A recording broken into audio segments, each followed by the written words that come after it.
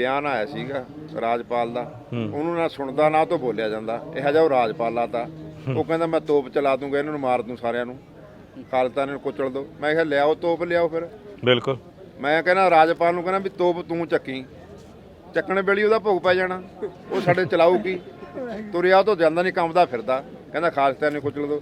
ਜੇ ਤਾਂ ਅਸੀਂ ਆਪਦੇ ਹੱਕ ਮੰਗ ਲਏ ਫਿਰ ਅਸੀਂ ਖਾਲਿਸਤਾਨੀ ਹਾਂ, ਫਿਰ ਅਸੀਂ ਅੱਤਵਾਦੀ ਹਾਂ। ਜਦੋਂ ਚੈਨਾ ਦੇ ਬਾਰਡਰ ਦੇ ਉੱਤੇ ਆਹ ਮਹੀਨਾ ਕੁ ਹੋ ਗਿਆ, ਉਹ ਕੁੱਟ-ਕੁੱਟ ਕੇ ਚੈਨ ਵਾਲੇ ਪਿੱਛੇ ਮੋੜੇ ਨੇ ਡਾਂਗਾਂ ਨਾਲ, ਕੁਛ ਨਾਲ। ਉਹ ਸਿੱਖ ਹੀ ਸੀਗੇ, ਉਹ ਸਰਦਾਰ ਹੀ ਸੀਗੇ, ਫਿਰ ਉਹ ਯੋਧੇ ਨੇ, ਫਿਰ ਉਹ ਯੋਧੇ ਸੂਰਮੇ ਨੇ।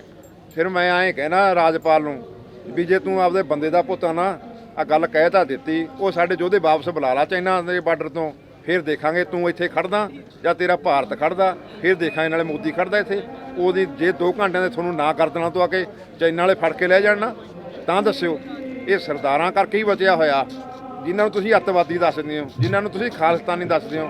ਉਹ ਸਾਡੇ ਭਾਈ ਬੈਠੇ ਨੇ ਉੱਥੇ, ਸਾਡੇ ਭਰਾ ਬੈਠੇ ਨੇ, ਕਿਸੇ ਦਾ ਪਿਓ ਬੈਠਾ, ਕਿਸੇ ਦਾ ਭਰਾ ਬੈਠਾ, ਕਿਸੇ ਦਾ ਪੁੱਤ ਉੱਥੇ ਬੈਠਾ ਬਾਰਡਰਾਂ ਦੇ ਉੱਤੇ, ਭਾਰਤ ਨੂੰ ਬਚਾਉਣ ਵਾਸਤੇ। ਪਾਕਿਸਤਾਨ ਵੀ ਤਿਆਰ ਬੈਠਾ। ਤੁਸੀਂ ਇੱਕ ਵਾਰੀ ਉਹਨਾਂ ਸਿੱਖਾਂ ਨੂੰ ਬੁਲਾ ਕੇ ਤਾਂ ਦੇਖੋ ਰੈਜੀਮੈਂਟਾਂ, ਜਦੋਂ ਲੜਨਾ ਹੁੰਦਾ ਉਦੋਂ ਤਾਂ ਸਾਡੇ ਨਿਸ਼ਾਨ ਸਾਹਿਬ ਗੱਡੀਆਂ ਨੂੰ ਤੁਸੀਂ ਬੰਨ ਕੇ ਤੋਰਦੇ ਹੋ। ਚੈਨਾ ਦੇ ਬਾਰਡਰ ਦੇ ਉੱਤੇ ਵੀ ਨਿਸ਼ਾਨ ਸਾਹਿਬ ਖਾਲਿਸਤਾਨ ਦਾ ਹੀ ਧਰਦਾ ਝੂਲਦਾ ਉੱਥੇ, ਖਾਲਸੇ ਦਾ, ਉਹ ਲਾ ਕੇ ਦੇਖੋ ਤਾਂ ਉੱਥੇ ਸਾਡੀ ਪਲਟਨ ਬੈਠੀ ਆ, ਉਧਰ ਨੂੰ ਮੂੰਹ ਕਰ ਕਰੇ ਤਾਂ ਲੱਤਾਂ ਤੇਰੀਆਂ ਸਿਵਿਆਂ 'ਚ ਪਈਆਂ ਨੇ, ਤੂੰ ਖਾਲਿਸਤਾਨ ਨੂੰ ਕੁਚਲਣ ਦੀ ਗੱਲ ਕਰਦਾ। ਡਨ ਹੈ। ਗੁਰਬਾਣੀ ਅਖੰਡ ਬਾਣੀ ਦੇਖ ਰਹੀਆਂ ਦੇਸ਼ ਵਿਦੇਸ਼ ਦੀਆਂ ਸੰਗਤਾਂ ਦਾ ਮੈਂ ਪ੍ਰੀਤ ਸੈਣੀ ਸਵਾਗਤ ਕਰਦਾ। ਗੁਰਪਿਆਰੇ ਤੁਸੀਂ ਸਭ ਬਖੂਬੀ ਜਾਣਦੇ ਹੋ ਕਿ ਜਦੋਂ ਵੀ ਕੋਈ ਮੋਰਚਾ ਲੱਗਦਾ, ਕਿਤੇ ਵੀ ਲੱਗਦਾ ਹੈ, ਅਸੀਂ ਪਹਿਲ ਦੇ ਆਧਾਰ ਦੇ ਉੱਤੇ ਉਹ ਮੋਰਚੇ ਦੀ ਲਾਈਵ ਕਵਰੇਜ ਤੁਹਾਡੇ ਤੱਕ ਪਹੁੰਚਾਉਂਦੇ ਹਾਂ। ਬੇਸ਼ੱਕ ਦਿੱਲੀ ਦੇ ਬਰੂਹਾਂ ਤੇ ਮੋਰਚਾ ਲੱਗਿਆ ਸੀਗਾ ਕਾਲੇ ਬਿੱਲਾਂ ਨੂੰ ਲੈ ਕੇ, ਤੇ ਅੱਜ ਅਗਰ ਚੰਡੀਗੜ੍ਹ ਮੋਰਚਾ ਲੱਗਿਆ ਹੈ, ਮੋਹਾਲੀ ਦੀਆਂ ਬਰੂਹਾਂ ਤੇ ਮੋਰਚਾ ਲੱਗਿਆ ਹੈ, ਤਾਂ ਉਸ ਮੋਰਚੇ ਦੇ ਵਿੱਚ ਵੀ ਪਹੁੰਚੇ ਹਾਂ ਅਸੀਂ, ਕਿਉਂਕਿ ਇਹ ਮੋਰਚਾ ਸਿੱਖ ਕੌਮ ਨੇ ਲਾਇਆ ਹੈ, ਏਕੇ ਨਾਲ ਲਾਇਆ ਹੈ। ਕਿਉਂਕਿ ਬੰਦੀ ਸਿੰਘ ਜਿਹੜੇ ਸਜ਼ਾਵਾਂ ਪੂਰੀਆਂ ਕਰ ਚੁੱਕੇ ਨੇ, ਉਹਨਾਂ ਨੂੰ ਵੀ ਸਾਲ ਦਰ ਸਾਲ ਅੰਦਰ ਰੱਖਿਆ ਗਿਆ ਹੈ। ਸੰਵਿਧਾਨ ਦੀਆਂ ਧੱਜੀਆਂ ਉਡਾਉਂਦਿਆਂ ਹੋਇਆਂ ਇਹ ਸਰਕਾਰਾਂ ਜ਼ਾਹਿਰ ਕਰ ਰਹੀਆਂ ਨੇ ਪੂਰੇ ਦੇ ਪੂਰੇ ਪੰਜਾਬ ਨੂੰ, ਸਿੱਖ ਕੌਮ ਨੂੰ, ਕਿ ਤੁਸੀਂ ਗੁਲਾਮ ਹੋ, ਤੁਸੀਂ ਪਹਿਲੇ ਦਰਜੇ ਦੇ ਨਾਗਰਿਕ ਨਹੀਂ। ਤੇ ਇਹ ਗੱਲਾਂ ਬਹੁਤ ਸਮੇਂ ਤੋਂ ਚੱਲਦੀਆਂ ਆ ਰਹੀਆਂ ਨੇ, ਪਰ ਹੁਣ ਬੇਸ਼ੱਕ ਅੰਦਰ ਬੈਠੇ ਬੰਦੀ ਸਿੰਘ ਨਹੀਂ ਚਾਹੁੰਦੇ ਕਿ ਅਸੀਂ ਦਿੱਲੀ ਸਾਹਮਣੇ ਗਿੜਗੜਾਈਏ ਜਾਂ ਉਹਨਾਂ ਦੀ ਰਿਹਾਈ ਦੀ ਭੀਖ ਮੰਗੀਏ। ਅਸੀਂ ਭੀਖ ਨਹੀਂ ਮੰਗ ਰਹੇ, ਅਸੀਂ ਆਪਣਾ ਹੱਕ ਮੰਗ ਰਹੇ ਹਾਂ, ਤੇ ਇੱਕ ਠੋਕ ਕੇ ਇਹ ਹੱਕ ਲੈ ਕੇ ਜਾਵਾਂਗੇ, ਉੱਠਾਂਗੇ। ਜਿੱਦਾਂ ਦਿੱਲੀ ਫਤਿਹ ਕੀਤੀ ਸੀ, ਉੱਦਾਂ ਇਹ ਮੋਰਚਾ ਵੀ ਫਤਿਹ ਹੋਏਗਾ। ਅੱਜ ਅਸੀਂ ਜਥੇਦਾਰ ਰਾਜਾ ਰਾਜ ਸਿੰਘ ਜੀ ਦੇ ਨਾਲ ਆ, ਕਿਉਂਕਿ ਇਹਨਾਂ ਨੇ ਦਿੱਲੀ ਦੇ ਵਿੱਚ ਵੀ ਬਹੁਤ ਵਧੀਆ ਭੂਮਿਕਾ ਨਿਭਾਈ ਸੀ। ਅੱਗੇ ਹੋ ਕੇ ਫਰੰਟ ਫੀਲਡ ਦੇ ਉੱਤੇ ਇਹਨਾਂ ਨੇ ਹਰ ਚੀਜ਼ ਨੂੰ ਝੱਲਿਆ ਆ। ਉੱਥੇ ਬਹੁਤ ਲੋਕਾਂ ਨੇ ਇਹਨਾਂ ਨੂੰ ਟਾਰਗੇਟ ਵੀ ਕੀਤਾ, ਮੰਦਾ ਚੰਗਾ ਵੀ ਬੋਲਿਆ, ਪਰ ਇਹ ਆਪਣੀ ਲੀਕ ਤੋਂ ਨਹੀਂ ਡੋਲੇ। ਤੇ ਅੱਜ ਇਸ ਮੋਰਚੇ ਦੇ ਵਿੱਚ ਵੀ ਆਪਣੇ ਘੋੜਸਵਾਰਾਂ ਦੇ ਨਾਲ, ਆਪਣੇ ਪੂਰੇ ਜੱਥੇ ਨਾਲ ਡਟੇ ਹੋਏ ਨੇ। ਕੌਮੀ ਇਨਸਾਫ ਮੋਰਚਾ ਚੰਡੀਗੜ੍ਹ ਵਿਖੇ। ਆਓ ਇਹਨਾਂ ਦਾ ਫਤਿਹ ਦੀ ਸਾਂਝ ਪਾਉਂਦੇ ਹਾਂ ਤੇ ਪੁੱਛਦੇ ਹਾਂ ਕਿ ਆਖਿਰ ਇਹ ਮੋਰਚੇ ਸਾਨੂੰ ਲਾਉਣ ਦੀ ਲੋੜ ਕਿਉਂ ਪਈ ਹੈ। ਵਾਹਿਗੁਰੂ ਜੀ ਕਾ ਖਾਲਸਾ।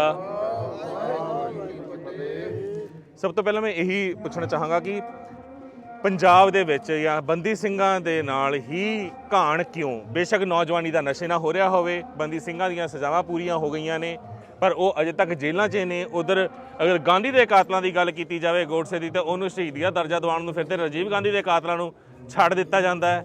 ਪਰ ਸਾਡੇ ਜਿਹਨਾਂ ਨੇ ਬੇਅੰਤੇ ਵਰਗੇ ਨੂੰ ਸੋਧਿਆ, ਘਾਣ ਹੋਣ ਤੋਂ ਬਚਾਇਆ, ਉਹਨਾਂ ਨੂੰ ਸਾਲ ਦਰ ਸਾਲ 30 ਸਾਲ, 28 ਸਾਲ, 32 ਸਾਲ ਹੋ ਗਏ। ਕਿਉਂ? ਇਹ ਦੇਖੋ, ਜਿਹੜਾ ਖਾਲਸਾ ਪੰਥ ਆ, ਇਹ ਹਮੇਸ਼ਾ ਹੀ ਹੱਕ ਤੇ ਸੱਚ ਤੇ ਖੜਾ, ਹੱਕ ਸੱਚ ਦੀ ਲੜਾਈ ਲੜਦਾ। ਧੰਨ ਗੁਰੂ ਗੋਬਿੰਦ ਸਿੰਘ ਸਾਹਿਬ ਮਹਾਰਾਜ ਨੇ ਇਹ ਫੌਜਾਂ ਜੁਝਾਰੂ ਬਣਾਈਆਂ ਨੇ, ਭਾਰਤ ਸਾਜਿਆ। ਗੁਰੂ ਨਾਨਕ ਸਾਹਿਬ ਤੋਂ ਲੈ ਕੇ ਜਦੋਂ ਗੁਰੂ ਸਾਹਿਬ ਦੇ ਆਪਣੇ ਪੁਰੋਹਿਤ ਆਏ, ਉਹਨਾਂ ਨੇ ਧੱਕੇ ਦੇ ਨਾਲ ਜੰਜੂ ਪਾਉਣਾ ਚਾਹਿਆ ਮਹਾਰਾਜ ਦੇ। ਮਹਾਰਾਜ ਨੇ ਇਨਕਾਰ ਕਰਤਾ, ਸਿੱਖ ਪੰਥ ਦਾ ਨੀਂਹ ਪੱਥਰ ਰੱਖਿਆ ਗਿਆ। ਧੱਕਾ ਹੁੰਦਾ ਸੀ, ਮਹਾਰਾਜ ਨੇ ਜ਼ਬਰ ਦੇ ਖਿਲਾਫ ਆਵਾਜ਼ ਉਠਾਤੀ, ਧੱਕੇ ਨਹੀਂ ਚੱਲਿਆ। ਫਿਰ ਗੁਰੂ ਤੇਗ ਬਹਾਦਰ ਮਹਾਰਾਜ ਜੀ ਜਦੋਂ ਦੂਜਿਆਂ ਦੇ ਧੱਕਾ ਹੋਣ ਲੱਗਿਆ, ਜ਼ਬਰਦਸਤੀ ਉਹਨਾਂ ਦੇ ਉਹ ਜੰਜੂ ਪਾਉਣ ਲੱਗੇ, ਲਹਾਉਂਦੇ ਸੀ ਪਾਇਆ ਹੋਇਆ ਜੰਜੂ ਔਰੰਗਜ਼ੇਬ, ਉਸ ਧੱਕੇ ਨੂੰ ਰੋਕਣ ਵਾਸਤੇ ਆਪਣਾ ਬਲੀਦਾਨ ਦਿੱਤਾ। ਇਹ ਸਿੱਖ ਕੌਮ, ਗੁਰੂ ਸਾਹਿਬਾਨ ਨਹੀਂ ਧੱਕਾ ਸਿਹਾ ਜ਼ਾਲਮਾਂ ਦਾ, ਨਹੀਂ ਜ਼ਬਰ ਸਿਹਾ। ਉਹਨਾਂ ਨੇ ਆਵਾਜ਼ ਬੁਲੰਦ ਕੀਤੀ, ਸ਼ਹੀਦੀਆਂ ਵੀ ਦਿੱਤੀਆਂ ਧੱਕੇ ਖਿਲਾਫ, ਜ਼ਬਰ ਖਿਲਾਫ। ਅੱਜ ਵੀ ਇਹ ਉਹ ਖਾਲਸਾ ਪੰਥ ਆ, ਗੁਰੂ ਗੋਬਿੰਦ ਸਿੰਘ ਸਾਹਿਬ ਮਹਾਰਾਜ ਸਿੱਖ ਕੌਮ ਆ। ਅੱਜ ਵੀ ਜਿਹੜੀ ਸਰਕਾਰ ਆ, ਉਹ ਸਮੇਂ ਨਾਲ ਸਾਡੇ ਉੱਤੇ ਜ਼ਬਰ ਕਰਦੀ ਰਹੀ, ਚਾਹੇ ਮੁਗਲ ਸਰਕਾਰ ਹੋਵੇ, ਚਾਹੇ ਅੰਗਰੇਜ਼ ਸਰਕਾਰ ਹੋਵੇ, ਚਾਹੇ ਅੱਜ ਦੀਆਂ ਸਰਕਾਰਾਂ ਹੋਣ, ਕਾਂਗਰਸ ਸਰਕਾਰ, ਬੀਜੇਪੀ ਸਰਕਾਰ, ਕੋਈ ਵੀ ਸੈਂਟਰ ਸਰਕਾਰ ਆਈ ਆ, ਉਹਨਾਂ ਨੇ ਹਮੇਸ਼ਾ ਹੀ ਧੱਕਾ ਕੀਤਾ। ਹੁਣ ਦੇਖੋ ਜਿਹੜਾ ਭਾਰਤ ਦਾ ਸੰਵਿਧਾਨ ਆ ਉਹ ਤਾਂ ਨਹੀਂ ਕਹਿੰਦਾ ਵੀ ਉਹ ਬੰਦੀ ਸਿੰਘ ਅੰਦਰ ਹੋਣ, ਬਿਲਕੁਲ ਉਹ ਕਹਿੰਦਾ ਰਿਹਾ ਕਰੋ। ਬਿਲਕੁਲ ਸਰਕਾਰਾਂ ਧੱਕਾ ਕਰਦੀਆਂ ਨੇ, ਇਹਨਾਂ ਨੇ ਉਸ ਸੰਵਿਧਾਨ ਨੂੰ ਤੋੜਿਆ, ਉਹਦੀਆਂ ਧੱਜੀਆਂ ਉਡਾਈਆਂ ਜਾ ਰਹੀਆਂ ਨੇ, ਤਾਂ ਹੀ ਇਹ ਬੰਦੀ ਸਿੰਘ ਨਹੀਂ ਰਿਹਾ ਕੀਤੇ ਜਾ ਰਹੇ। ਇਹ ਕਾਨੂੰਨ ਉਲਟਾ ਸਾਨੂੰ ਕਹਿੰਦੇ ਨੇ ਸਿੱਖ ਕਾਨੂੰਨ ਨਹੀਂ ਮੰਨਦੇ, ਅਸੀਂ ਕਾਨੂੰਨ ਨੂੰ ਮੰਨ ਰਹੇ ਹਾਂ, ਕਾਨੂੰਨ ਦੇ ਜਾਬਤੇ ਦੇ ਵਿੱਚ ਰਹਿ ਕੇ ਹਰੇਕ ਨੂੰ ਅਧਿਕਾਰ ਆ ਆਪਣਾ ਉਸ ਕਰਨ ਦਾ। ਆ ਬੈਠੇ ਆ, ਬਿਲਕੁਲ ਜਦੋਂ ਇਹਨਾਂ ਨੇ ਬਿੱਲ ਪਾਸ ਕਰਾਏ ਸੀਗੇ ਉੱਥੇ ਵੀ ਬੈਠੇ ਸੀ ਸ਼ਾਂਤਮਈ। ਪਰ ਸਰਕਾਰਾਂ ਲਗਾਤਾਰ ਆਪਣੀਆਂ ਕੋਝੀਆਂ ਚਾਲਾਂ ਚੱਲਣ ਤੋਂ ਤਾਂ ਬਾਜ਼ ਨਹੀਂ ਆ ਰਹੀ ਹੈ। ਗੱਲ ਬੇਅਦਬੀਆਂ ਦੀ ਹੋਵੇ ਜਾਂ ਬਾਈਬਲ ਕਲਾ ਗੋਲੀ ਕਾਂਡ ਦੀ ਹੋਵੇ, ਅੱਜ ਅਸੀਂ ਬੰਦੀ ਸਿੰਘਾਂ ਦੀ ਰਿਹਾਈ ਵਾਸਤੇ ਬੈਠੇ ਹਾਂ ਤੇ ਹੁਣ ਇਹਨਾਂ ਦਾ ਸਪੀਕਰ ਉੱਥੇ ਜਾ ਕੇ 1.5 ਮਹੀਨੇ ਦੀ ਮੁਹਲਤ ਮੰਗ ਕੇ ਆਇਆ ਸੀ ਵੀ ਉਸ ਤੋਂ ਬਾਅਦ ਅਸੀਂ ਚੜ੍ਹਦੀ ਕਲਾ ਦਾ ਭੋਗ ਪਾਵਾਂਗੇ, ਅਰਦਾਸ ਕਰਾਂਗੇ, ਤੇ ਉਹਨੇ ਸ਼ਕਲ ਵੀ ਨਹੀਂ ਦਿਖਾਈ। ਕਦੋਂ ਤੱਕ ਭਰੋਸਾ ਕਰੋਗੇ? ਆਹੀ ਆ ਨਾ, ਫਿਰ ਸਰਕਾਰਾਂ ਹਮੇਸ਼ਾ ਸਿੱਖਾਂ ਜ਼ੁਲਮ ਕਰਦੀਆਂ ਨੇ, ਫਿਰ ਅਸੀਂ ਤਾਂ ਸਹਿ ਰਹੇ ਹਾਂ। ਹੁਣ ਧੱਕਾ ਹੀ ਆ ਇਹ, ਫਿਰ ਮੋਰਚੇ ਗੱਡ ਤੇ ਸ਼ਾਂਤੀ ਦੇ ਨਾਲ ਬੈਠੇ ਆ। ਅੱਜ ਜੇ ਲੋਕਤੰਤਰ ਦਾ ਰਾਜ ਆ ਸੀ, ਉਹ ਲੋਕਤੰਤਰ ਤਹਿਤ ਦੇਖੋ ਪੰਜਾਬ ਦੇ ਵਿੱਚ ਬੇਅਦਬੀ ਗੁਰੂ ਸਾਹਿਬ ਦੀ ਹੋਈ, ਜੇ ਬੇਅਦਬੀ ਸਿੰਘਾਂ ਨੇ ਮੰਗੀ, ਬਾਈਬਲ ਦੇ ਵਿੱਚ ਗੋਲੀ ਕਰਕੇ ਉਹਨਾਂ ਨੂੰ ਮਾਰਿਆ ਗਿਆ, ਉਹ ਦੋਸ਼ੀਆਂ ਨੂੰ ਸਜ਼ਾਵਾਂ ਨਹੀਂ ਹਜੇ ਤੱਕ ਹੋਈਆਂ, ਤੇ ਬੰਦੀ ਸਿੰਘ ਸਾਡੇ ਨਹੀਂ ਛੱਡੇ ਜਾ ਰਹੇ। ਜਦੋਂ ਉਹਨਾਂ ਨੇ ਸਜ਼ਾ ਭੁਗਤ ਲਈ, ਜੇ ਉਹਨਾਂ ਨੇ ਕੋਈ ਕਾਂਡ ਕਰਿਆ, ਉਹ ਬਚਨ ਨੂੰ ਸੋਧਿਆ, ਤਾਂ ਉਹਦੀ ਸਜ਼ਾ ਵੀ ਹੋਈ ਹੈ, ਭੁਗਤ ਵੀ ਇਹਦੇ ਕਾਨੂੰਨ ਤਹਿਤ। ਪਰ ਭਾਈ ਜਗਤਾਰ ਸਿੰਘ ਜਿਹੜੇ ਕੌਮ ਦੇ ਜਥੇਦਾਰ ਨੇ, ਜਿਨ੍ਹਾਂ ਨੂੰ ਸੁਬਤ ਖਾਲਸੇ ਦਾ ਜਥੇਦਾਰ ਥਾਪਿਆ, ਉਹਨਾਂ ਨੂੰ ਤਾਂ ਧੱਕੇ ਨਾਲ ਹੀ ਬੰਦ ਕਰਿਆ। ਉਹਨਾਂ ਦਾ ਤਾਂ 27 ਸਾਲਾਂ ਤੋਂ ਇੱਕ ਵੀ ਦੋਸ਼ ਸਿੱਧ ਨਹੀਂ ਹੋਇਆ ਹਜੇ। ਫਿਰ ਉਹ ਕਿਵੇਂ ਮੁਜਰਮ ਬਣ ਗਏ? ਫਿਰ ਉਹਨਾਂ ਨੂੰ ਕਿਹੜੇ ਕਾਨੂੰਨ ਤਹਿਤ ਬੰਦ ਕਰਿਆ? ਜ਼ਬਰਦਸਤੀ ਇਹਨਾਂ ਨੇ ਉਹਨਾਂ ਨੂੰ ਬੰਦ ਕਰਿਆ ਹੋਇਆ। 27 ਸਾਲ ਹੋ ਗਏ, 28 ਸਾਲ ਹੋ ਗਏ, 25 ਹੋ ਗਏ, 32 ਹੋ ਗਏ। ਇਹ ਸਾਡੇ ਉੱਤੇ ਜ਼ੁਲਮੀ ਆ। ਦੂਸਰੇ ਪਾਸੇ ਇਹਨਾਂ ਦੀ ਆਪਦੇ ਬੰਦੇ ਬਾਨੋਂ ਦੇ ਜਿਹੜੇ ਬਿਲਕਿਸ ਮਾਉਂਦੇ ਜੀ, ਉਹ ਬਲਾਤਕਾਰੀ, ਉਹ ਛਡਾ ਕੇ ਲੈ ਗਏ, ਤੇ ਕਾਮਲ ਵਾਲਾ, ਨਾਟੂ ਵਾਲਾ ਜਿਹਨੇ ਰਾਜੀਵ ਗਾਂਧੀ ਮਾਰਿਆ, ਉਹਨਾਂ ਨੂੰ ਰਿਹਾ ਕਰਤਾ। ਫਿਰ ਸਿੱਖਾਂ ਨਾਲ ਇਹ ਕਿਉਂ ਦੂਰੇ ਮਾਪਦੰਡ ਬਣਾਏ? ਸਾਨੂੰ ਇਹ ਗੁਲਾਮੀ ਦੀ ਇਹ ਨਿਸ਼ਾਨੀ ਆ ਨਾ, ਅਹਿਸਾਸ ਕਰਾਉਣਾ ਵੀ ਤੁਸੀਂ ਇਸ ਦੇਸ਼ ਦੇ ਨਾਗਰਿਕ ਨਹੀਂ ਹੈਗੇ। ਇਸ ਦੇਸ਼ ਨੂੰ ਆਜ਼ਾਦ ਕਰਾਉਣ ਵਾਸਤੇ ਜਦੋਂ ਭਾਰਤ ਅੰਗਰੇਜ਼ਾਂ ਤੋਂ ਆਜ਼ਾਦ ਕਰਾਇਆ, 98% ਕੁਰਬਾਨੀਆਂ ਸਿੱਖਾਂ ਨੇ ਦਿੱਤੀਆਂ। ਬਿਲਕੁਲ। ਤੇ ਅੱਜ ਇਹ RSS BJP ਦੀ ਸਰਕਾਰ ਜੇ 26 ਜਨਵਰੀ ਨੂੰ ਪਰੇਡ ਦੇ ਵਿੱਚੋਂ ਉਹ ਸਿੱਖਾਂ ਦੀਆਂ ਜਿਹੜੀਆਂ ਝਾਕੀਆਂ ਵੀ ਖਤਮ ਕਰਤੀਆਂ। ਜੇ ਇਹ ਨਹੀਂ ਸਾਨੂੰ, ਪਰ ਉਸ ਦਿਨ ਝਾਕੀ ਤਾਂ ਸਿੱਖਾਂ ਨੇ ਕੱਢ ਕੇ ਦਿਖਾਤੀ ਇੱਥੇ। ਅਸੀਂ ਤਾਂ ਝਾਕਾ ਦਿਖਾਇਆ ਇਹਨਾਂ ਨੂੰ, ਝਾਕੀ ਨਹੀਂ ਝਾਕਾ ਦਿਖਾਇਆ। ਬਿਲਕੁਲ। ਉਹ ਦੇਖੋ, ਜੇ ਇਹ ਸਾਨੂੰ ਦੇਖਣਾ ਪਸੰਦ ਨਹੀਂ ਕਰਦੇ, ਫਿਰ ਰੌਲਾ ਕਾਹਦਾ? ਫਿਰ ਸਾਨੂੰ ਜੇ ਉੱਥੋਂ ਪਰੇਡ ਤੋਂ ਵੀ ਬਾਹਰੇ ਕੱਢਦਾ, ਫਿਰ ਸਾਨੂੰ ਭਾਰਤ ਤੋਂ ਵੀ ਬਾਹਰੇ ਕੱਢਣਾ। ਦੇਣ ਸਾਡਾ ਹਿੱਸਾ। ਬਿਲਕੁਲ। ਖਾਲਸਾ ਰਾਜ ਸਾਡਾ ਇਹ ਹੈ। ਉਹ ਇਹਨਾਂ ਨੇ ਖੋਲਿਆ ਸੀ ਉਦੋਂ, ਅੰਗਰੇਜ਼ ਜਦੋਂ ਮਹਾਰਾਜਾ ਰਣਜੀਤ ਸਿੰਘ ਦਾ 1849 ਦੇ ਵਿੱਚ, ਉਸ ਤੋਂ ਬਾਅਦ ਅੰਗਰੇਜ਼ ਆ ਗਏ। ਫਾਇਦਾ ਹੈ ਨਾ ਖਾਲਸਾ ਰਾਜ, ਅਸੀਂ ਤਾਂ ਉਹੀ ਦੁਬਾਰੇ ਮੰਗਦੇ ਹਾਂ। ਫਿਰ ਅੱਜ ਕੱਲ੍ਹ ਨੌਜਵਾਨੀ, ਜਿੱਦਾਂ ਭਾਈ ਅੰਮ੍ਰਿਤਪਾਲ ਸਿੰਘ ਖਾਲਸਾ ਹੋ ਗਏ, ਜਿੱਦਾਂ ਨੌਜਵਾਨੀ ਨਾਲ ਬਹੀਰ ਦੇ ਨਾਲ ਨੌਜਵਾਨੀ ਜੁੜੀ ਹੈ, ਨਸ਼ੇ ਨੂੰ ਛੱਡ ਰਹੀ ਹੈ, ਮਾਹੌਲ ਉੱਦਾਂ ਦਾ ਬਣ ਰਿਹਾ ਹੈ ਕਿ ਫਿਰ ਤਾਂ ਲੱਗਦਾ ਹੈ ਕਿ ਪੰਜਾਬ ਦੇ ਵਿੱਚ ਬਦਲਾਅ ਵੱਡੇ ਪੱਧਰ 'ਤੇ, ਕਿਉਂਕਿ ਜਿਹੜੇ ਨਸ਼ੇ 'ਚ ਧੁੱਤ ਨੌਜਵਾਨ ਸੀਗੇ, ਈਵਨ ਬਹੁਤ ਸਾਰੇ ਮੇਰੇ ਸਰਕਲ ਦੇ ਵਿੱਚ ਜਿਹੜੇ ਮੈਨੂੰ ਆ ਕੇ ਮਿੰਨਤਾਂ ਕਰਦੇ ਸੀ ਕਿ ਸਾਨੂੰ ਕਿਸੇ ਨਸ਼ਾ ਛੁਡਾਊ ਕੇਂਦਰ 'ਤੇ ਭੇਜ ਦਿਓ, ਅਸੀਂ ਬਚਣਾ ਚਾਹੁੰਦੇ ਹਾਂ, ਨਸ਼ਾ ਛੱਡਣਾ ਚਾਹੁੰਦੇ ਹਾਂ। ਉਹਨਾਂ ਵਿੱਚੋਂ ਵੀ 3-4 ਨੌਜਵਾਨ ਬਿਨਾਂ ਕਿਸੇ ਨਸ਼ਾ ਛੁਡਾਊ ਕੇਂਦਰ ਤੋਂ ਉਸ ਬਹੀਰ 'ਚ ਸ਼ਾਮਿਲ ਹੁੰਦੇ ਨੇ, ਖੰਡੇ ਬਾਟੇ ਦੀ ਪਹੁਲ ਲੈਂਦੇ ਨੇ, ਅੱਜ ਬਿਲਕੁਲ ਠੀਕ ਠਾਕ ਨੇ। ਤੇ ਖਾਲਸਾ ਰਾਜ ਦੀ ਮੰਗ ਜਿਹੜੀ ਉੱਠਣੀ ਸ਼ੁਰੂ ਹੋਈ ਹੈ, ਕਿਉਂਕਿ ਭਾਈ ਅੰਮ੍ਰਿਤਪਾਲ ਸਿੰਘ ਖਾਲਸਾ ਇੱਕ ਠੋਕ ਕੇ ਸਿੱਧਾ ਕਹਿੰਦੇ ਨੇ ਵੀ ਤੁਸੀਂ ਗੁਲਾਮ ਹੋ, ਖਾਲਿਸਤਾਨ ਤੋਂ ਬਿਨਾਂ ਕੋਈ ਹੱਲ ਨਹੀਂ ਹੈ। ਤੁਸੀਂ ਕੀ ਸੋਚਦੇ ਹੋ? ਇਹਦੇ ਵਿੱਚ ਤਾਂ ਦਿਸਦਾ ਹੀ ਹੈ ਸਾਨੂੰ ਹੱਲ ਹੋਰ ਦੀ ਨਹੀਂ, ਆਜ਼ਾਦੀ ਹੀ ਖਾਲਸੇ ਦਾ ਹੱਲ ਆ। ਤਾਂ ਹੀ ਇਹ ਜੰਗ, ਤਾਂ ਹੀ ਜ਼ਬਰਦਸਤੀ ਬੰਦ ਕਰੇ ਹੋਏ ਨਹੀਂ। ਇਸੇ ਗੱਲ ਆਜ਼ਾਦੀ ਦੀ ਖਾਤਰ ਤੋਂ ਉੱਤਰ ਗਏ। ਦੇਖੋ ਜਿਹੜੀਆਂ ਸਰਕਾਰਾਂ ਨੇ, ਜੇ ਉਹ ਇਸੇ ਤਰ੍ਹਾਂ ਕਰਦੀਆਂ ਰਹੇ, ਫਿਰ ਅਸੀਂ ਜਾਈਏ ਕਿੱਥੇ? ਕਾਂਗਰਸ ਆਈ, ਉਹ ਵੀ ਸਿੱਖਾਂ ਨੂੰ ਕਾਤਲ ਕੀਤਾ, ਸਾਡੇ ਗੁਰਦਾਮ ਢਾਹੇ, ਸੰਤ ਜਰਨੈਲ ਖਾਲਸਾ ਪਿੰਡਾਂ ਨੇ ਸ਼ਹਾਦਤ ਕੀਤੀ। ਜੇ ਸੰਤ ਜਰਨੈਲ ਸਿੰਘ ਪਿੰਡਾਂ ਵਾਲੇ ਇਕੱਲੇ ਹਰਿਮੰਦਰ ਸਾਹਿਬ ਸੀਗੇ, ਫਿਰ ਉਸ ਤੋਂ ਬਾਅਦ 37 ਗੁਰੂ ਘਰਾਂ ਦੇ ਵਿੱਚ ਅਟੈਕ ਕਾਹਦੇ ਵਾਸਤੇ ਕੀਤਾ ਉਹਨਾਂ ਨੇ? ਉੱਥੇ ਕੌਣ ਸੰਤ ਬੈਠੇ ਸੀ? ਸਾਡੇ ਨਾਲ ਜ਼ਬਰ ਹੋਇਆ, ਸਾਡੀ ਨਸਲਕੁਸ਼ੀ ਇਹਨਾਂ ਨੇ ਕੀਤੀ ਉਸ ਟਾਈਮ। ਅੱਜ ਵੀ ਇਹ ਨਸਲਕੁਸ਼ੀ ਆ, ਜਿਹੜੇ ਨੌਜਵਾਨ ਫਿਰਦੇ ਇਹਨੂੰ ਚੰਗੇ ਨਹੀਂ ਲੱਗਦੇ ਪੰਜਾਬ ਦੇ। ਭਾਈ ਅੰਮ੍ਰਿਤਪਾਲ ਸਿੰਘ ਨੇ ਕੀ ਕਰਤਾ? ਉਹ ਨਸ਼ਾ ਛਡਾਤਾ ਉਹਨੇ। ਜਿਹੜੀਆਂ ਸਰਕਾਰਾਂ ਦਾ ਕੰਮ ਸੀ ਉਹ ਕਰ ਰਿਹਾ ਨਸ਼ੇ ਛਡਾਉਣਾ। ਕਿੰਨੇ ਨੌਜਵਾਨਾਂ ਨੂੰ ਜੀਵਨ ਨਾਲ ਦਿੱਤਾ, ਹਜ਼ਾਰਾਂ ਨੌਜਵਾਨ ਅੰਮ੍ਰਿਤ ਛਕ ਕੇ ਆਪੀ ਗੁਰੂ ਵਾਲੇ ਬਣ ਗਏ। ਕੋਈ ਉਹਨਾਂ ਦਾ ਕੈਂਪ ਨਹੀਂ ਰਿਹਾ, ਕੋਈ ਹੋਰ ਨਹੀਂ ਕੁਛ ਕਰਾ। ਜੇ ਬਹੁਤਾ ਹੈ ਉਹ ਕੰਚ ਵਿੱਚ ਭੇਜਿਆ। ਉਹਨਾਂ ਦੀ ਦਲੀਲਾਂ ਹੀ ਇਹੋ ਜਿਹੀਆਂ ਨੇ, ਗੁਰੂ ਸਾਹਿਬ ਕਿਰਪਾ ਉਹਨਾਂ 'ਤੇ ਇਹੀ ਆ। ਫਿਰ ਉਹ ਜਿਹੜਾ ਕੋਈ ਬੰਦਾ ਕਹਿੰਦਾ, ਹੁਣ ਅੱਜ ਸਾਰੇ ਨੌਜਵਾਨਾਂ ਦੇ ਮਨ ਵਿੱਚ ਇਹੀ ਗੱਲ ਆ ਨਾ। ਤੇ ਗੁਰੂ ਗ੍ਰੰਥ ਸਾਹਿਬ ਮਹਾਰਾਜ ਦੇ ਬੇਅਦਬੀਆਂ ਦਾ ਇਨਸਾਫ ਸਾਨੂੰ ਵੀ ਮਿਲਿਆ। ਤੇ ਜਿਹੜੇ 328 ਸਰੂਪ ਉਹਨਾਂ ਦਾ ਇਨਸਾਫ ਨਹੀਂ ਮਿਲਿਆ। 1000 ਸਰੂਪ ਜਿਹੜਾ ਚਾਈਨਾ ਦੇ ਵਿੱਚ ਛਪਿਆ ਉਹ ਨਹੀਂ ਪਤਾ ਕਿਹਨੇ PDF ਭੇਜਿਆ। ਉਹ ਸ਼੍ਰੋਮਣੀ ਕਮੇਟੀ ਨੇ ਦੱਸਣਾ। ਉਹਦਾ ਸਰਕਾਰਾਂ ਦਾ ਕੰਮ ਹੈ ਜਿਹੜੇ ਬੇਅਦਬੀ ਕੀਤੇ ਉਹਨਾਂ ਨੂੰ ਫੜਨਾ। ਸ਼੍ਰੋਮਣੀ ਕਮੇਟੀ 328 ਸਰੂਪ ਦੱਸੇ ਤੇ ਜਿਹੜੇ ਦੇਖੋ ਮੰਗ ਰਹੇ ਸੀ ਇਨਸਾਫ, ਉਹ ਕਿਹਨੇ ਮਾਰਿਆ? ਉਹਦਾ ਥਾਣੇਦਾਰ ਨੇ ਗੋਲੀ ਚਲਾਈ ਆ ਨਾ, ਕਿਹਦੀ ਆਰਡਰ ਨਾਲ ਗੋਲੀ ਚੱਲੀ, ਕਿਹਨੇ ਮਰਵਾਏ, ਉਹਨਾਂ ਨੂੰ ਫੜ ਕੇ ਹਜੇ ਤੱਕ ਕਿਉਂ ਨਹੀਂ ਸਾਹਮਣੇ ਗੋਲੀ ਚਲਾ ਕੇ ਮਾਰਦੇ? ਉਹ ਬੰਦੇ ਤਾਂ ਜਿਉਂਦੇ ਜਾਗਦੇ ਕਿਉਂ ਨਹੀਂ ਫੜ ਕੇ? ਫਿਰ ਉਹਨਾਂ ਨੂੰ ਸਾਡੇ ਨਾਲ ਕਿਉਂ ਦੂਰੇ ਮਾਪਦੰਡ ਅਪਣਾਏ ਜਾ ਰਹੇ ਨੇ? ਫਿਰ ਸਾਨੂੰ ਗੁਲਾਮੀ ਦਾ ਅਹਿਸਾਸ ਕਰਾਇਆ ਜਾਂਦਾ। ਹੁਣ ਅਸੀਂ ਇੱਥੇ ਬੈਠੇ ਹਾਂ, ਕੱਲ ਬਿਆਨ ਆਇਆ ਸੀਗਾ ਰਾਜਪਾਲ ਦਾ, ਉਹਨੂੰ ਨਾ ਸੁਣਦਾ ਨਾ ਤੋਂ ਬੋਲਿਆ ਜਾਂਦਾ। ਇਹੋ ਜਿਹਾ ਉਹ ਰਾਜਪਾਲ ਆ ਤਾਂ ਉਹ ਕਹਿੰਦਾ ਮੈਂ ਤੋਪ ਚਲਾ ਦੂੰਗਾ, ਇਹਨਾਂ ਨੂੰ ਮਾਰ ਦੂੰ, ਸਾਰਿਆਂ ਨੂੰ ਖਾਲਸਾ ਨੂੰ ਕੁਚਲ ਦੋ। ਮੈਂ ਕਿਹਾ ਲਿਆਓ ਤੋਪ, ਲਿਆਓ। ਫਿਰ ਬਿਲਕੁਲ ਮੈਂ ਕਹਿੰਦਾ ਰਾਜਪਾਲ ਨੂੰ ਕਹਿੰਦਾ ਵੀ ਤੋਪ ਤੂੰ ਚੱਕੀ, ਚੱਕਣ ਵੇਲੇ ਉਹਦਾ ਭੋਗ ਪੈ ਜਾਣਾ, ਉਹ ਸਾਡੇ ਚਲਾਊਗੀ। ਤੁਰਿਆ ਤੋਂ ਜਾਂਦਾ ਨਹੀਂ, ਕੰਮਦਾ ਫਿਰਦਾ, ਕਹਿੰਦਾ ਖਾਲਸਾ ਨੂੰ ਕੁਚਲ ਦੋ। ਜੇ ਤਾਂ ਅਸੀਂ ਆਪਦੇ ਹੱਕ ਮੰਗ ਲਏ ਫਿਰ ਅਸੀਂ ਖਾਲਿਸਤਾਨੀ ਆ, ਫਿਰ ਅਸੀਂ ਅੱਤਵਾਦੀ ਆ।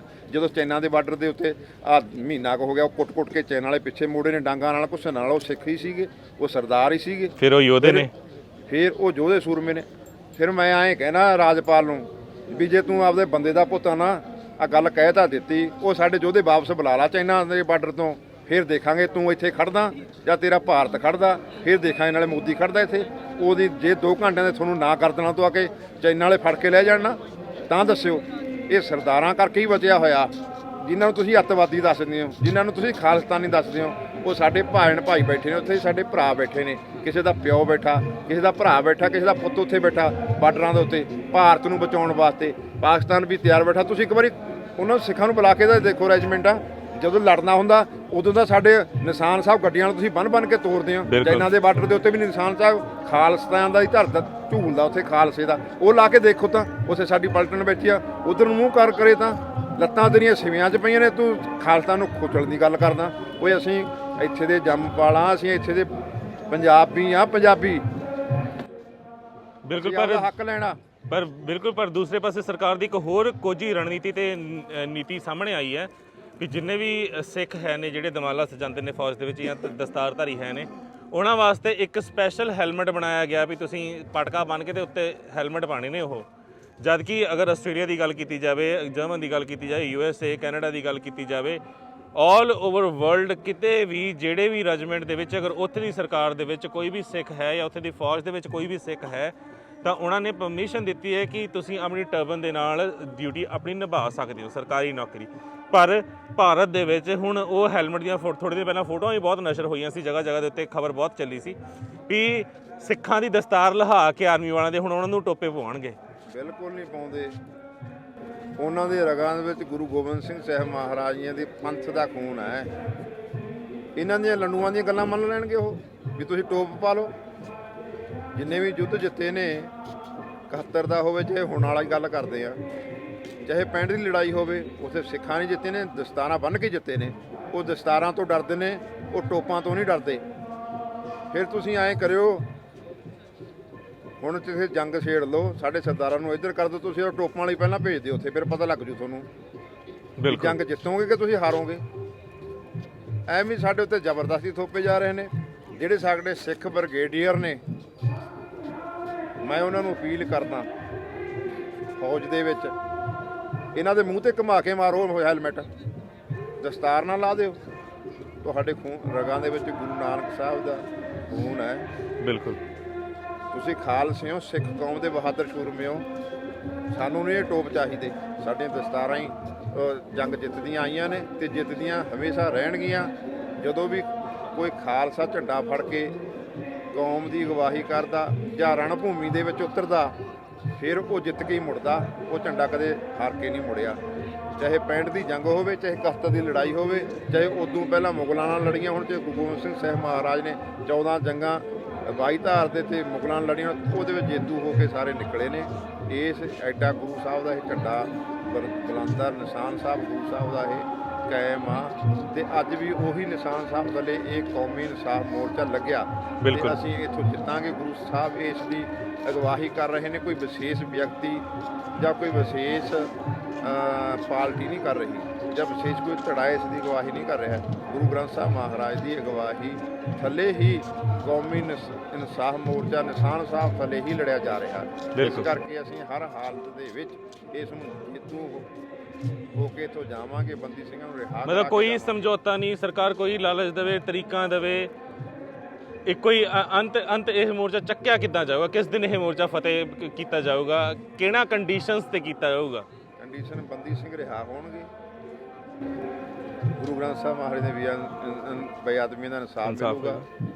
ਜਿਹੜੇ ਆਪਣੇ ਸਿੰਘ ਇਨਸਾਫ ਮੰਗਦੇ ਸੀ ਉਹਨਾਂ ਦੇ ਕਾਤਲਾਂ ਨੂੰ ਅੰਦਰ ਕੀਤਾ ਜਾਊਗਾ, ਸਜ਼ਾਵਾਂ ਦਵਾਈਆਂ ਜਾਣਗੀਆਂ, ਫਿਰ ਇਹ ਮੋਰਚਾ ਉੱਠੂਗਾ। ਰਹੀ 328 ਸਰੂਪਾਂ ਦੀ ਗੱਲ, ਉਹ ਨਾ ਮੋਦੀ ਸਰਕਾਰ ਨੇ ਦੱਸਣਾ, ਨਾ ਭਗਵੰਤ ਮਾਨ ਨੇ ਦੱਸਣਾ, ਉਹ ਦੱਸਣਾ ਸ਼੍ਰੋਮਣੀ ਕਮੇਟੀ ਨੇ। ਉਹਨੂੰ ਅਸੀਂ ਆਪ ਹੀ ਜਾ ਕੇ ਫੜ ਲਾਂਗੇ ਜਦੋਂ ਇੱਥੋਂ ਮੋਰਚਾ ਫਤਿਹ ਹੋ ਗਿਆ। ਉਹ ਵੀ ਹਿਸਾਬ ਕਿਤਾਬ ਸ਼੍ਰੋਮਣੀ ਕਮੇਟੀ ਤੋਂ ਲਿਆ ਜਾਊਗਾ ਹਰ ਹਾਲ ਜੀ। ਜਥੇ ਅੱਜ ਦੀ ਇੱਕ ਹੋਰ ਚੀਜ਼ ਮੇਰੇ ਜਹਨ ਚ ਆ ਰਹੀ ਹੈ, ਫਿਊਚਰ ਦਾ ਥੋੜਾ ਸੋਚ ਚਾਹਦੇ ਸੀ, ਮੋਰਚਾ ਫਤਿਹ ਕਰ ਲੈਂਦੇ ਹਾਂ, ਜਥੇਦਾਰ ਜਗਤਾਰ ਸਿੰਘ ਜੀ ਹਵਾਰਾ ਨੂੰ ਰਿਹਾ ਕਰ ਦਿੱਤਾ ਜਾਂਦਾ ਹੈ ਤੇ ਅਬਜ਼ ਹੈ ਕਿ ਪੰਥ ਵੱਲੋਂ ਸਰਬੱਤ ਖਾਲਸਾ ਵੱਲੋਂ ਥਾਪੇ ਗਏ ਜਥੇਦਾਰ ਨੇ, ਉਹਨੇ ਜਾ ਕੇ ਅਕਾਲ ਤਖਤ ਦਾ ਸਾਹਮਣਾ ਹੈ, ਉਦੋਂ ਬਾਦਲਾਂ ਦਾ ਕੀ ਹਾਲ ਹੋਊਗਾ? ਉਹ ਆਪੇ ਛੱਡ ਕੇ ਤੁਰ ਜਾਣਗੇ ਤੇ ਸੰਭਾਲ ਦੇਣ ਪਹਿਲਾਂ ਸਰਬੱਤ ਖਾਲਸੇ ਦੇ ਜਥੇਦਾਰ। ਉਹਦਾ ਜਦੋਂ ਕੌਮ ਖੜ ਗਈ ਫਿਰ ਤਾਂ ਛੱਡਣਾ ਹੀ ਪਊ ਉਹਨਾਂ ਨੂੰ। ਕੌਮੀ ਜਥੇਦਾਰ ਨੇ ਕਿਸੇ ਇੱਕ ਦੋ ਬੰਦਿਆਂ ਦੇ ਬਣਾਏ ਹੋਏ ਨੇ, ਜਾਂ ਇੱਕ ਵਿਸ਼ੇਸ਼ ਕਿਸੇ ਪਾਰਟੀ ਦੇ ਨਹੀਂ, ਉਹ ਪੂਰੀ ਕੌਮ 8 ਲੱਖ ਦੇ ਇਕੱਠ ਨੇ ਥਾਪਿਆ। 8-10 ਲੱਖ ਦਾ ਇਕੱਠ ਤਾਂ ਉੱਥੇ ਸੀਗਾ ਜੀ, ਜਿਹੜਾ ਵਰਲਡ ਦੇ ਵਿੱਚੋਂ ਹਮਾਇਤ ਆਈ ਸੀ। 50 ਲੱਖ ਦਾ ਇਕੱਠ ਮੰਨੋ ਤੁਸੀਂ ਜੀ, ਸਾਰੀ ਵਰਲਡ ਦੀ ਹਮਾਇਤ ਪਾ ਕੇ ਉਸ ਦਿਨ ਦੇ ਉਹ ਇਕੱਠ ਨੇ ਉਹਨੂੰ ਕੌਮੀ ਜਥੇਦਾਰ ਮੰਨਿਆ, ਅੱਜ ਵੀ ਮੰਨ ਰਹੇ ਨੇ। ਤੇ ਜਥੇਦਾਰ ਸਾਹਿਬ ਦਾ ਕੱਲ ਮੈਨੂੰ ਫੋਨ ਆਇਆ ਸੀ, ਉਹ ਚੜ੍ਹਦੀ ਕਲਾ ਦੇ ਵਿੱਚ ਬੈਠੇ ਨੇ ਜੀ। ਉਹ ਕਹਿੰਦੇ ਵੀ ਨੌਜਵਾਨਾਂ ਨੂੰ ਕਹੋ ਇੱਥੇ ਸਾਰੇ ਆਉਣ, ਕਿਸੇ ਨਾਲ ਲੜਾਈ ਝਗੜਾ ਨਾ ਕਰਨ। ਹਰ ਹਾਲਤ ਦੇ ਵਿੱਚ ਇਹ ਅਣਖ ਤੇ ਹੋਣ ਦਾ ਮਸਲਾ, ਇਹਨੂੰ ਹਰ ਹਾਲਤ ਦੇ ਵਿੱਚ ਤੁਸੀਂ ਜਿੱਤਣਾਗਾ।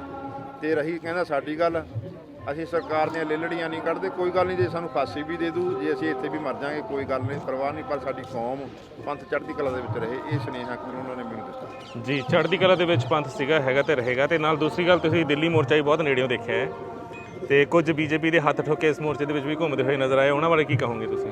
ਉਹ ਆਪ ਹੀ ਚੜ ਜਾਣਗੇ, ਉਹ ਤਾਂ ਹੁਣ ਦੇਖਦੇ ਫਿਰਦੇ ਨੇ, ਬਥੇਰੇ ਸੂਏ ਛੱਡੇ ਉਹਨੇ ਫੇਰ ਕਰਨ ਬਾਅਦ ਸਰਕਾਰਾਂ, ਇਕੱਲੇ ਬੀਜੇਪੀ ਦੇ ਨਹੀਂ, ਇੱਥੇ ਕਾਂਗਰਸ ਦੇ ਵੀ, ਬਾਦਲਾਂ ਦੇ ਵੀ ਫਿਰਦੇ ਹੋਣੇ ਆ, ਸੂਏ ਲੈਂਦੇ ਵੀ ਕੀ ਕੁਛ ਚੱਲ ਰਿਹਾ ਇੱਥੇ। ਧਾਮੀ ਦੇ ਨਾਲ ਜੋ ਕੁਝ ਹੋਇਆ ਉਸ ਤੋਂ ਬਦਲ ਤਾਂ ਨਹੀਂ ਕਿਸੇ ਨੂੰ ਭੇਜਦੇ ਹੁਣ, ਮੈਨੂੰ ਲੱਗਦਾ ਨਹੀਂ। ਅਸੀਂ ਕਦੋਂ ਕਹਿੰਦੇ ਆ, ਫਿਰ ਉਹ ਦੇਖੋ ਜੇ ਕੋਈ ਇੱਥੇ ਜਵਾਬ ਇਹਦੇ ਵਿੱਚ ਤੀਜਾ ਨੰਬਰ ਤੇ 2 ਨੰਬਰ ਤੇ 328 ਸ਼ੁਰੂ, ਫਿਰ ਉਹ ਕਿਹਨੇ ਜਵਾਬ ਦੇਣਾ? ਪਹਿਲਾਂ ਮੈਨੂੰ ਇਹਨਾਂ ਨਹੀਂ ਦੇਣਾ ਆਬਵੀਅਸ। ਜੇ ਨੌਜਵਾਨਾਂ ਨੂੰ ਜਵਾਬ ਨਹੀਂ ਦੇਣਗੇ ਤਾਂ ਫਿਰ ਨੌਜਵਾਨ ਭੜਕਣਗੇ। ਫਿਰ ਦੇਖੋ, ਇੱਕ ਤਾਂ ਉਹ ਨੌਜਵਾਨ ਜਵਾਬ ਮੰਗਦੇ ਸੀ, ਉਹਨਾਂ ਨੂੰ ਉਲਟ ਗਲਤ ਬੋਲਦੇ ਨੇ ਉਹਨਾਂ ਦੇ ਬੰਦੇ, ਫਿਰ ਹੱਥੋਂ ਪਾਈ ਤਾਂ ਆਪ ਛੇੜੀ ਆ ਨਾ ਉਹਨਾਂ ਨੇ। ਜੇ ਬੰਦਿਆਂ ਵਾਂਗੂ ਦਲੀਲ ਦੇ ਦਿੰਦੇ, ਜਿਵੇਂ ਹੁਣ ਚਲੋ ਅਸੀਂ ਇਹਨਾਂ ਨਾਲ ਸਹਿਮਤ ਹੋ ਜਾਂਦੇ। ਕੱਲ ਪਰਸੋਂ ਦਾ ਬਿਆਨ ਆ ਧਾਮੀ ਸਾਹਿਬ ਦਾ, ਉਹਨਾਂ ਨੇ ਕਿਹਾ ਵੀ 328 ਸਰੂਪ ਨੇ ਜਿਹੜੀ ਇਹਦੀ ਬੇਅਦਬੀ ਨਹੀਂ ਹੋਈ, ਇਹਦੇ ਹੇਰਾ ਫੇਰੀ ਹੋਈ ਆ।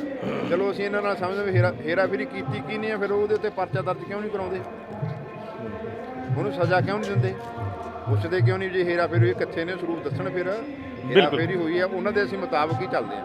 ਉਹਨਾਂ ਨੇ ਸਪੈਸੀਫਿਕਲੀ ਕਿਹਾ ਵੀ ਉਹਨਾਂ ਸਰੂਪਾਂ ਦੀ ਬੇਅਦਬੀ ਨਹੀਂ ਹੋਈ, ਉਹ ਸਰੂਪਾਂ ਬਾਰੇ ਬਹੁਤ ਜਲਦ ਹੇਰਾਫੇਰੀ ਕੀਤੀ ਗਈ ਹੈ, ਬਹੁਤ ਜਲਦ ਅਸੀਂ ਫਿਰ ਜਲਦ। ਹੁਣ ਕਿੰਨਾ ਚਿਰ ਹੋ ਗਿਆ, ਕਦੋਂ ਜਲਦ? ਫਿਰ ਉਹ ਹੇਰਾਫੇਰੀ ਵਾਲੇ ਬੰਦੇ ਹੀ ਲਿਆਓ, ਦੋਸ਼ੀ ਨੇ ਉਹ, ਉਹੀ ਦੋਸ਼ੀ ਨੇ ਹੇਰਾਫੇਰੀ, ਜਿਹਨਾਂ ਨੂੰ ਪਤਾ ਤਾਂ ਹੈਗਾ, ਉਗਲਦੇ ਗਏ। ਬਿਲਕੁਲ, ਚੋਰ ਦੀ ਦਾੜੀ ਤਿਣਕਾ ਹੈ ਤਾਂ ਹੈ, ਧਾਮੀ ਸਾਹਿਬ ਨੇ ਦੱਸਦਾ ਦਿੱਤਾ, ਪਤਾ ਸਾਰਾ। ਗੁੰਗੇ ਹੋਏ ਹੋਏ ਨੇ, ਜਿੰਨਾ ਚਿਰ ਬਾਦਲ ਨਹੀਂ ਕਹਿੰਦਾ ਉਹਨਾਂ ਚਿਰ ਕੱਖ ਨਹੀਂ ਕਰਦੇ। ਸਿਰਫ ਇਹਨਾਂ ਨੇ ਕੌਮ ਦਾ ਬੇੜਾ ਕਰਤਾ, ਇਹਨਾਂ ਨੇ ਪੱਲੇ ਦੇ ਨੂੰ ਕੱਖ ਰਿਹਾ ਨਹੀਂ।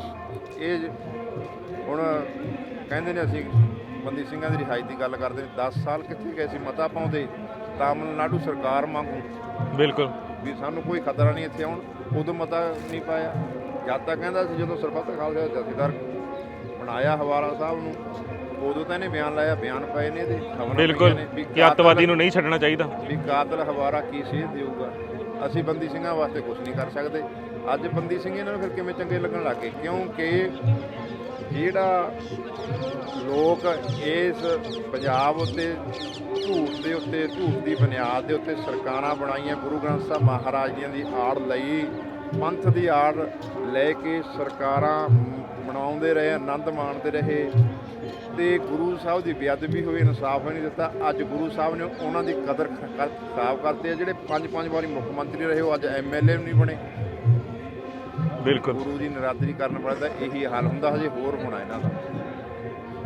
ਜੇ ਇਹ ਸੱਚ ਦੇ ਪੱਲਾ ਪਾ ਕੇ ਨਾ ਸਾਰਾ ਆਪਦੇ ਮੂੰਹੋਂ ਬੋਲ ਕੇ ਅਕਾਲ ਤਖਤ ਸਾਹਿਬ ਖੜ ਕੇ ਇਹ ਸੱਚ ਕਬੂਲਣ ਵੀ ਸਾਤੋਂ ਗਲਤੀਆਂ ਹੋਈਆਂ ਨੇ, ਅਸੀਂ ਕੀਤੀਆਂ ਨੇ, ਪੰਥ ਮਾਫ ਕਰੇ, ਇਹ ਸਭ ਕੁਝ ਖੋਲ੍ਹਣ ਫਿਰ ਗੱਲ ਬਣੂ। ਫਿਰ ਗੱਲ ਬਣੂਗੀ। ਪਰ ਦੂਸਰੇ ਪਾਸੇ ਅਗਰ ਦੇਖੀਏ ਤਾਂ ਹੁਣ ਨੈਸ਼ਨਲ ਹਾਈਵੇ 54 ਜਿਹੜਾ ਹੈਗਾ ਬਹਿਬਲ ਕਲਾਂ ਜਿੱਥੇ ਮੋਰਚਾ ਲੱਗਿਆ ਸੀਗਾ ਉਹ ਪੂਰੀ ਤੌਰ ਦੇ ਉੱਤੇ ਹਾਈਵੇ ਬੰਦ ਕਰ ਦਿੱਤਾ ਗਿਆ ਤੇ ਵੱਡਾ ਇਕੱਠ ਉੱਥੇ ਵੀ ਸੰਗਤਾਂ ਦਾ ਹੁਣ ਹੋਣਾ ਸ਼ੁਰੂ ਹੋ ਗਿਆ ਹੈ। ਤੇ ਸਾਰੀ ਦੁਨੀਆ ਨੂੰ ਪਤਾ ਹੈ ਕਿ ਉਮਰਾ ਨੰਗਲ ਹੈ ਚਾਹੇ ਸੁਮੇਧ ਸੈਣੀ ਹੈ ਤੇ ਪਿੱਛੇ ਉਹਨਾਂ ਨੂੰ ਹੁਕਮ ਦੇਣ ਵਾਲਾ ਕੌਣ ਸੀ? ਸਮੇਂ ਦੀਆਂ ਹਕੂਮਤਾਂ ਸੀਗੀਆਂ। ਇਨਸਾਫ ਪਰ ਫਿਰ ਵੀ ਕੌਮ ਦੇ ਪੱਲੇ ਨਹੀਂ ਤੇ ਉਹ ਮੋਰਚਾ ਵੀ ਇਸੇ ਮੋਰਚੇ ਵਾਂਗ ਪੱਕਾ ਅੜ ਗਿਆ ਆ ਕਿ ਅਸੀਂ ਹੁਣ ਹਾਈਵੇ ਨਹੀਂ ਖੋਲ੍ਹਦੇ। ਸਰਕਾਰਾਂ ਨੂੰ ਕੀ ਸੁਨੇਹਾ ਹੈ ਤੁਹਾਡਾ?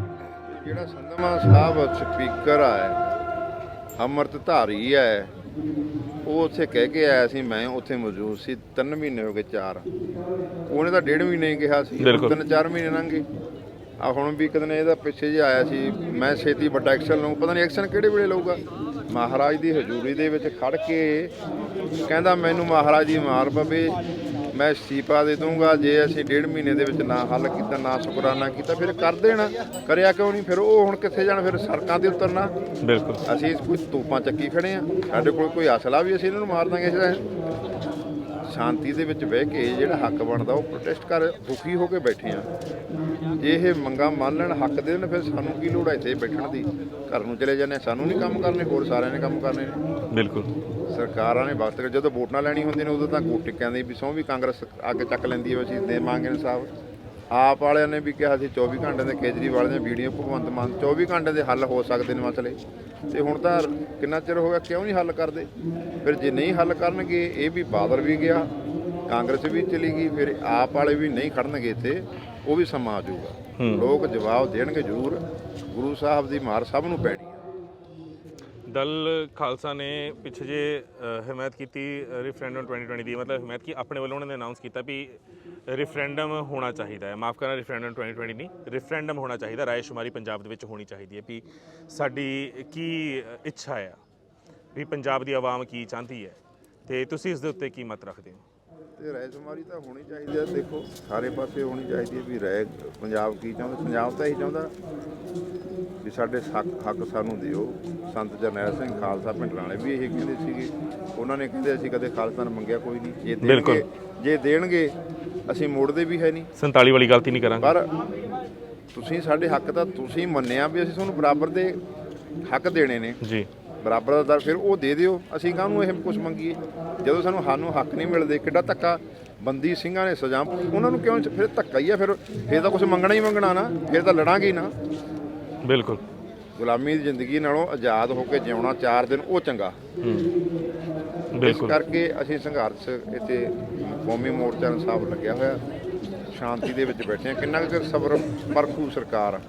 ਜੇ ਲੋਕਤੰਤਰ ਦਾ ਰਾਜਾ ਮੁੜ ਕੇ ਇਲੈਕਸ਼ਨਾਂ ਆਉਣ ਵਾਲੀ ਆ, ਇਹ ਲੋਕ ਫਿਰ ਉਹਦਾ ਵੀ ਜਵਾਬ ਦੇ ਦੇਣਗੇ। ਬਿਲਕੁਲ ਜੀ ਬਿਲਕੁਲ। ਅਕਸਰ ਕਿਹਾ ਜਾਂਦਾ, ਕਹਿੰਦਾ ਜੈ ਤੋਂ ਪ੍ਰੇਮ ਖੇਲਣ ਕਾ ਚਾਓ ਸਿਰ ਧਰ ਤਲੀ ਗਲੀ ਮੁਰੀਆ। ਇਹ ਗਲੀਆਂ ਉਹ ਨੇ। ਜੇਕਰ ਅਸੀਂ ਦਿੱਲੀ ਦਾ ਮੋਰਚਾ ਫਤਿਹ ਕੀਤਾ ਤੇ ਅਸੀਂ ਆ ਵੀ ਮੋਰਚਾ ਫਤਿਹ ਕਰਾਂਗੇ ਤੇ ਬਹਿਬਲ ਵਾਲਾ ਵੀ ਫਤਿਹ ਕਰਾਂਗੇ, ਕਿਉਂਕਿ ਇਹ ਕਿਸੇ ਨਿੱਜ ਨੂੰ ਲੈ ਕੇ ਮੋਰਚਾ ਨਹੀਂ ਲੱਗਿਆ। ਬਹਿਬਲ ਜਿਹੜਾ ਮੋਰਚਾ ਲੱਗਿਆ ਆ ਉਹ ਜਿਹੜੇ ਬੇਕਸੂਰੇ ਬੇਅਦਬੀਆਂ ਦੇ ਇਨਸਾਫ ਲਈ ਰੋਸ਼ ਕਰਦੇ ਮਾਰੇ ਗਏ, ਉਹਨਾਂ ਦੇ ਇਨਸਾਫ ਲਈ, ਬੇਅਦਬੀਆਂ ਦੇ ਇਨਸਾਫ ਲਈ ਲੱਗਿਆ। ਤੇ ਆਹ ਮੋਰਚਾ ਜਿਹੜਾ ਲੱਗਿਆ ਆ, ਉਮਰ ਕੈਦਾਂ ਪੂਰੀਆਂ ਕਰ ਲਈਆਂ ਬੇਅੰਤੇ ਬੁੱਚੜ ਵਰਗੇ ਨੂੰ, ਜਿਨ੍ਹਾਂ ਨੇ ਸੋਧਿਆ, ਕੌਮ ਦਾ ਘਾਣ ਹੁੰਦੀ ਹੋਈ ਨੌਜਵਾਨੀ ਨੂੰ ਬਚਾਇਆ, ਉਹਨਾਂ ਨੂੰ ਸਾਲ 10 ਸਾਲ ਅੰਦਰ ਰੱਖਿਆ। ਰਾਜੀਵ ਗਾਂਧੀ ਵਰਗੇ ਦੇ ਕਾਤਲਾਂ ਨੂੰ ਬੜੇ ਆਸਾਨੀ ਨਾਲ ਇਹ ਛੱਡ ਦਿੰਦੇ ਨੇ। ਕਿਉਂ ਇਹ ਦੋਹਰੇ ਮਾਪਦੰਡ ਸਰਕਾਰਾਂ ਵੱਲੋਂ ਕੀਤੇ ਜਾਂਦੇ ਨੇ?